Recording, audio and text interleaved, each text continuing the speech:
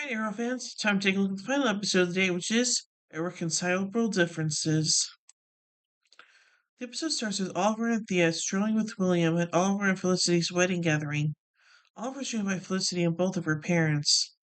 Oliver and Felicity are conversing with the guests, while Dinah, Renee, and Curtis are having drinks at the bar. They share their common aversion for weddings. Dinah gets a text from an obscure number and leaves the bar. Arrow pulls Oliver aside and gives him a watch that his dad gave him on Lance's wedding day.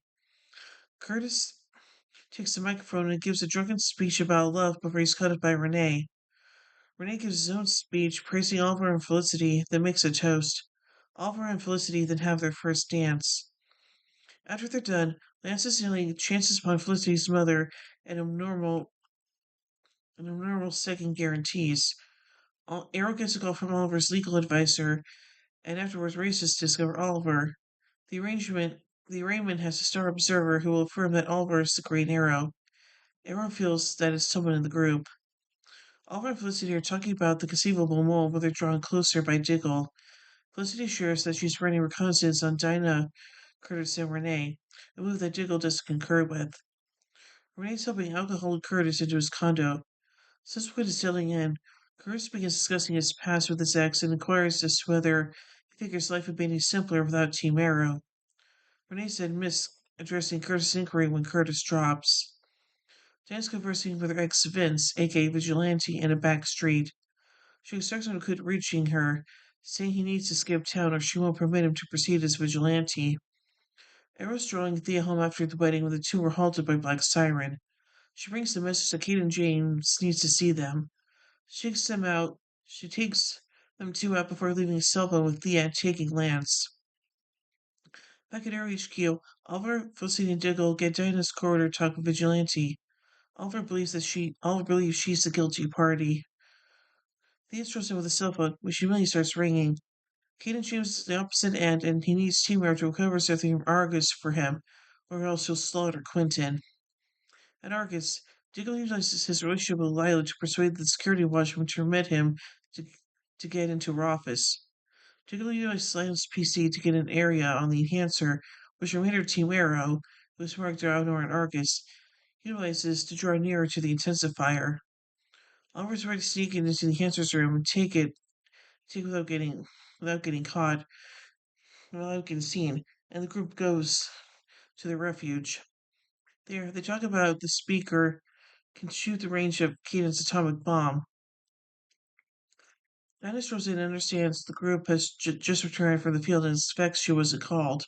Oliver yells to her, he presumes her as the guilty party that transferred Oliver into the specialists.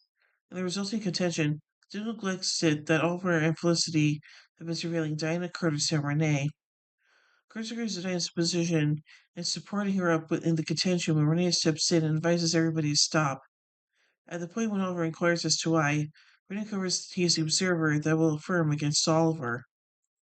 Renee says he was drawn closer by the FBI specialist saying they had confirmation that he was Wild Dog. In return for his declaration against Oliver, they let him walk. Instead, Oliver orders Renee to leave the premises right away.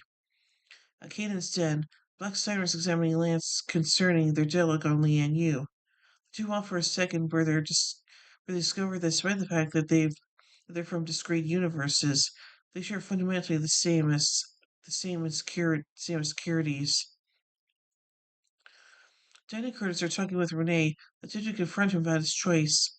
Curtis and Dinah are yet vexed that they were being kept an eye on.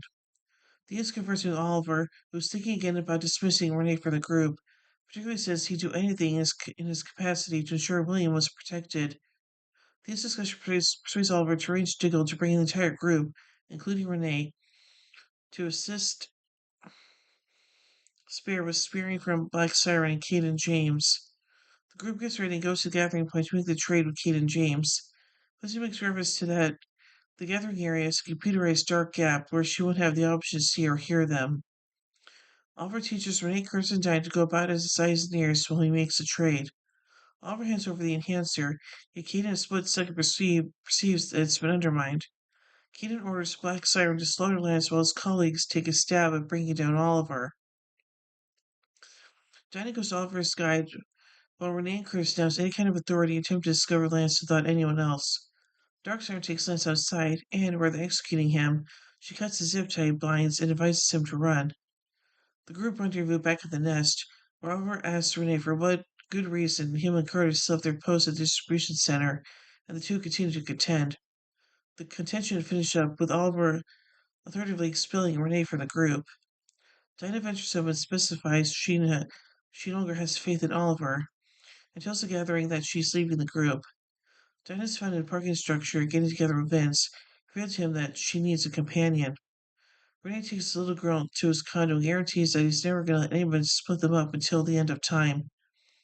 Back at the refuge, Curtis approaches Oliver, Felicity, and Diggle and discloses to them that he can't confide in them anymore, and leaves the group. Oliver tells Diggle and Felicity they'll they'll, despite everything, push ahead.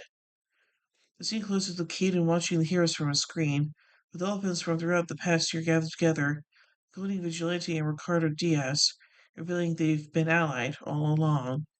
Dun dun dun. So let's take a look at some trivia surrounding this episode. This episode is tied with Collision Course as the lowest rated episode of season 6, with a rating of 7.2 on IMDb. The topper on the winning cake is an exact likeness to Oliver and Felicity rather than a generic couple. In her dance with Renee Ramirez, the Queen references Roy Harper when wistfully mentioning how a friend couldn't come for the wedding, and Chase when reflecting on a previous bad romantic experience with a DJ. The splitting of Team Arrow mirrors the first split from Schism, except this time, Diggle stays with Oliver and Felicity.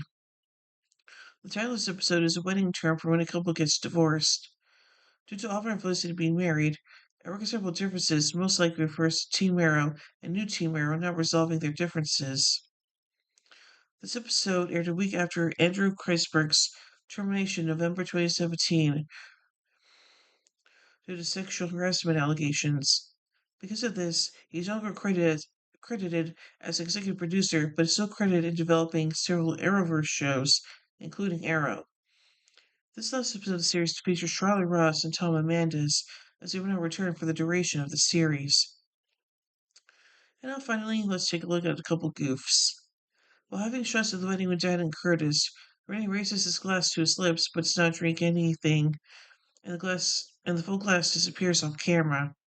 However, he reacts like he has downed the entire glass. Rennie's burger goes from toppled to righted to toppled between shots.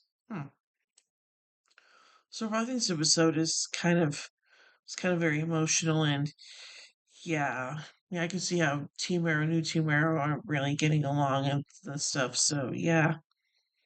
So overall, I give Irreconcilable Differences 3 arrowheads out of 5.